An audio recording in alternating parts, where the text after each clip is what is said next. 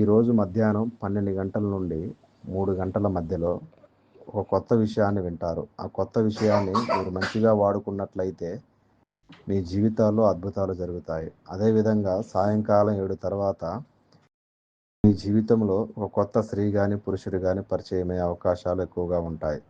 కుంభరాశి వారికి ఈరోజు నా అనే అక్షరం వారి వల్ల కొంచెం ఇబ్బంది పడే అవకాశం ఉంది. ఈరోజు నా అనే అక్షరం వాళ్ళతో తక్కువగా మాట్లాడటం మంచిది. ఎందుకంటే వారికి కంప్లీట్గా రావుకాలం కేతు గడియలో ఉంటారు. వారితో పాటుగా ఎదుటి వారిని కూడా ఇబ్బంది పెట్టే అవకాశం ఉంటుంది. ఓం శ్రీ గురుభ్యో నమః. ఓం నమ శివాయ. క్షేత్రబంధనం. మీకు ఎటువంటి జ్యోతిష్య సమస్యలున్నా ఈ నెంబర్కు కాల్ చేయండి. భార్యాభర్తల సమస్యలు, సంతాన సమస్యలు, స్త్రీ పురుష వశీకరణం మరియు ఆర్థిక సమస్యలు, ఎటువంటి సమస్యలకైనా పరిష్కారం చూపబడును. గుప్త నిధులు తీయబడును. నమ్మకంతో కాల్ చేయండి. 3 రోజుల్లోనే పరిష్కారం చూపబడును.